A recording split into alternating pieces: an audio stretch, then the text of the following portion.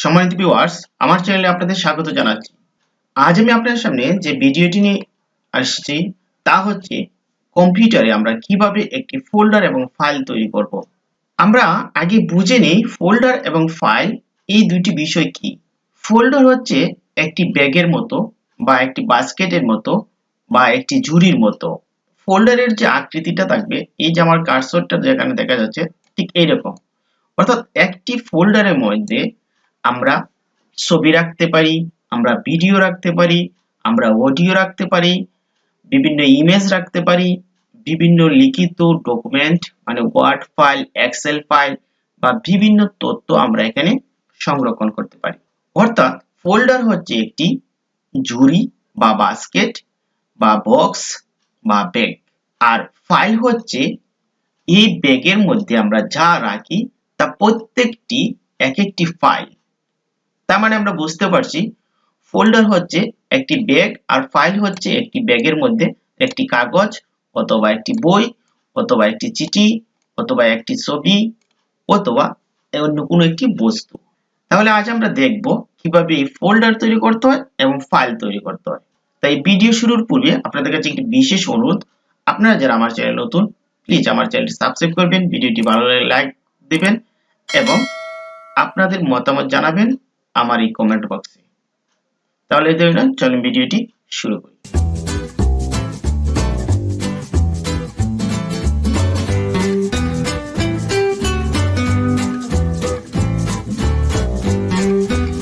আমরা যদি কোনো সময় ফোল্ডার তৈরি করতে চাই তাহলে আমাদের যে কাজটি করতে হবে, তার জন্য আমরা যেখানে ফাইল বা ফোল্ডারটি তৈরি করতে চাইবো সেখানে এই মাউসের কার্সরটা নিয়ে, এইটাকে বলা হয় ডেস্কটপ। আমি গত ভিডিওতে দেখিয়ে দিচ্ছি।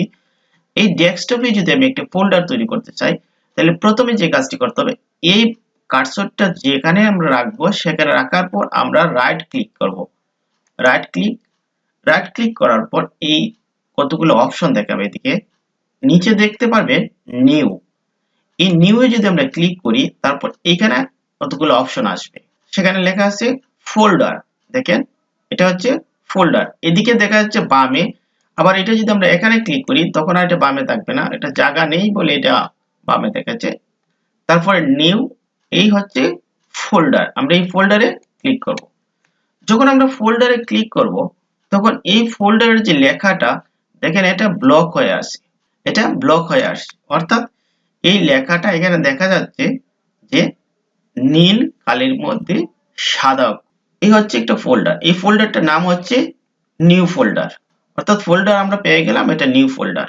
তাহলে এই নিউ ফোল্ডার লেখা অবস্থায় আমরা যদি এখন কার্সরটা নিয়ে বাইরে ক্লিক করি, বাইরে ক্লিক করা বলতে লেফট ক্লিক, দেখুন ফোল্ডারের নাম হয়ে গেল অর্থাৎ নিউ ফোল্ডার। আমি এটা একটু এখানে নিয়ে আসি, এখানে এটা কি হয়ে গেছে নিউ ফোল্ডার। এখন আমরা দেখব এই ফোল্ডারে রিনেম কিভাবে করতে হয়। এই ফোল্ডারটা সিলেক্ট করে আমরা যদি রাইট ক্লিক করি দেখেন একটা অপশন পাবো, রাইট ক্লিক করার সাথে সাথে রিনেম। রিনেমে দেওয়ার পর আমরা এই ফোল্ডারটারে লিখতে পারি আমরা সেকেন্ড ক্লাস। অর্থাৎ আমরা এই ফোল্ডারের নামকরণ দিলাম সেকেন্ড ক্লাস। আবার যদি আমরা এই ফোল্ডারের নাম অন্য কিছু দিতে চাই তবু আমরা প্রথমে এটা সিলেক্ট করব, একটা ক্লিক করলে সিলেক্ট অর্থাৎ লেফট ক্লিক, তারপর রাইট ক্লিক করলে আমরা অপশনটা পেয়ে যাব এই যে রিনেম। এখন আমরা সেকেন্ড ক্লাসের জায়গায় যদি থার্ড ক্লাস বা ফিফথ ক্লাস বা আমাদের অন্য কোনো নাম আমরা দিতে পারবো বা টাইপ করে দিলেই হয়ে যাবে। এই হচ্ছে ফোল্ডার তৈরি। এখন এই ফোল্ডারে যদি আমরা আবার রাইট ক্লিক করি, দেখেন ফোল্ডারে যদি এখন আমরা সিলেক্ট না করে শুধু ফোল্ডার নেওয়ার পর যদি আমরা রাইট ক্লিক করি আমরা বেশ কিছু অপশন দেখতে পারবো, যেমন ওপেন, এরকম এয়ার টু বিএলসি মিডিয়া প্লেয়ার, এরকম অনেকগুলো অপশন আছে এবং সবার নিচে আছে প্রপার্টিজ। আমরা যদি এই প্রপার্টিজে ক্লিক করি তাহলে এই যে ফোল্ডারে কি কি আছে বা ফোল্ডারের সাইজ কত এটা কিন্তু দেখাইয়ে দিচ্ছে। দেখেন এই হচ্ছে ফোল্ডারটা আমরা দেখতে পাচ্ছি, এখানে দেওয়া আছে জেনারেল, তারপরে শেয়ারিং, তারপর সিকিউরিটি, এরকম অনেক কিছু আছে, কাস্টমাইজ, এগুলো আপনারা অনেক কিছু দেখতে পারবেন।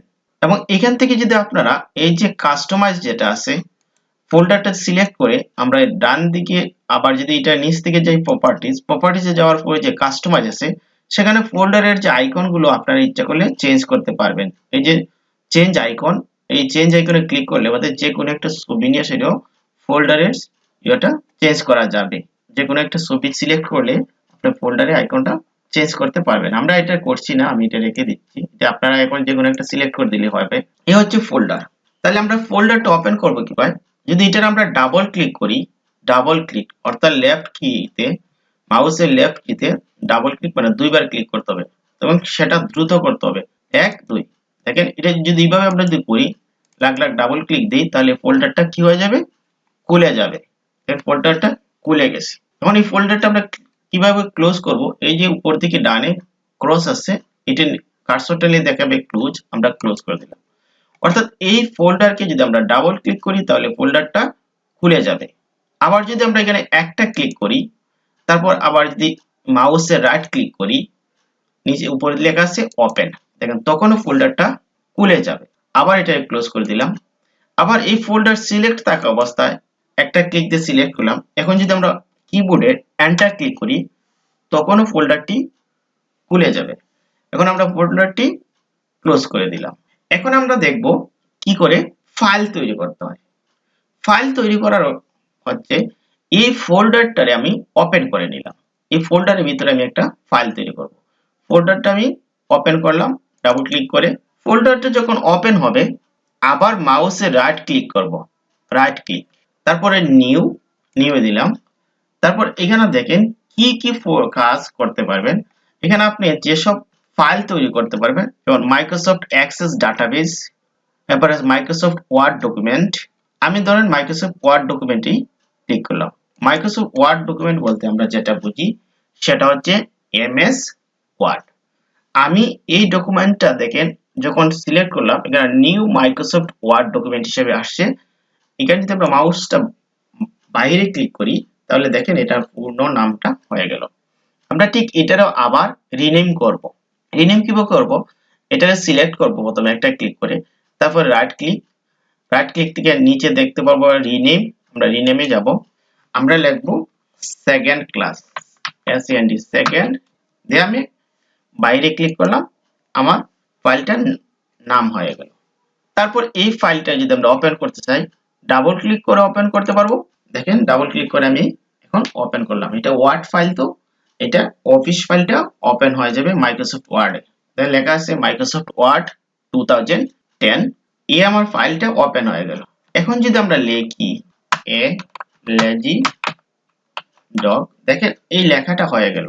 হয়ে যাওয়ার পর আমরা যদি এটাকে সেভ করে দিই, এই যে ফাইল, ফাইল ক্লিক করার পর নিচে দেখতে পাবেন সেভ লেখা আছে, এই যে সেভ, এখান থেকে আমরা সেভ করতে পারি।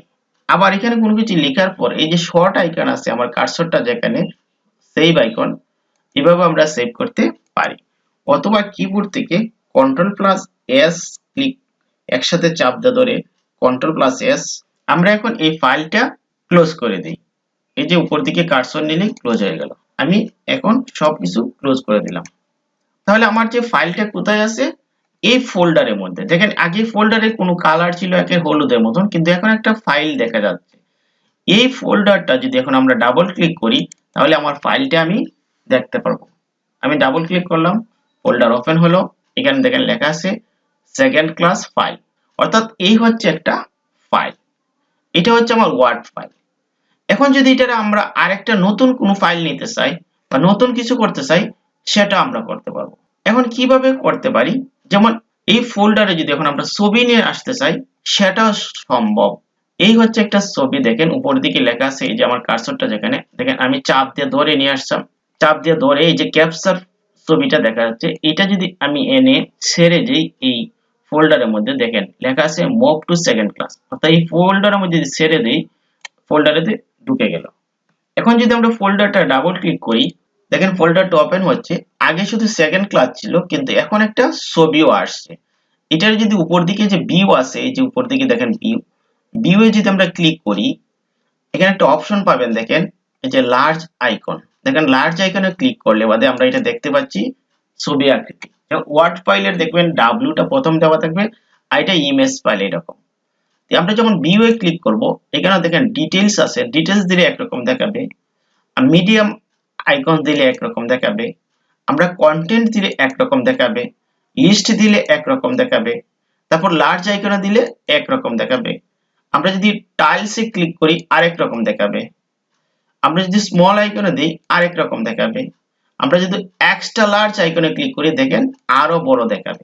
অর্থাৎ এভাবেই আমরা একটি ফোল্ডার এবং ফাইল তৈরি করতে পারি। দেখেন এটা তো সেকেন্ড ক্লাস তৈরি করেছিলাম ওয়ার্ড ফাইল, আমি যদি এখন আবার এটার মধ্যে এই ফোল্ডারে আমার সিলেক্ট থাকা অবস্থায় দেখেন এটা এই ফোল্ডারটা যদি এখন আমি ওপেন করি, এই সেকেন্ড ক্লাসে ডাবল ক্লিক করে ওপেন করলাম, এই ফোল্ডারটা ওপেন করার পর এখন যদি আমরা কোনো ওয়ার্ড থেকে যদি আমরা এক্সেল ফাইল নিতে চাই তাহলে কিভাবে নেব দেখেন, রাইট ক্লিক, তারপরে নিউ, তারপর দেখেন মাইক্রোসফট এক্সেল ওয়ার্কশিট আছে লেখা, দেখেন মাইক্রোসফট এক্সেল ওয়ার্কশিট, আমার কার্সরটা যেখানে, এখন দেখেন আমরা একটা এক্সেল শিট আসবে, এক্সেলটার নামও থাকুক এরকম, আমি সেকেন্ড ক্লাস দিলাম, দেখেন এটার একটা এক্সেল একটা শিটের একটা আইকন চলে আসছে। তার মানে এই ফোল্ডারে আমরা কি কি পাইলাম, একটা ওয়ার্ড ফাইল পাইলাম, একটা ইমেজ ফাইল পাইলাম, এটা একটা শর্টকাট ফাইল ডেস্কটপটা আমি আসছে, একটা এক্সেল ফাইল পাইলাম। অর্থাৎ একটা ফোল্ডারের মধ্যে আমরা তিন ধরনের ফাইল আমরা দেখতে পাচ্ছি, এখানে আরো অনেক কিছু থাকতে পারে। অর্থাৎ এভাবেই আমরা একটি কম্পিউটারের ফাইল ফোল্ডার তৈরি করতে পারি। তাহলে প্রিয় ভিউয়ার্স, ভিডিওটা কেমন হলো আপনারা জানিয়ে দেবেন। আজ এই পর্যন্তই, দেখা হবে অন্য কোনো ভিডিওতে। আমার ভিডিওটি যদি ভালো লাগে লাইক দিয়ে পাশে থাকবেন। ধন্যবাদ সবাইকে।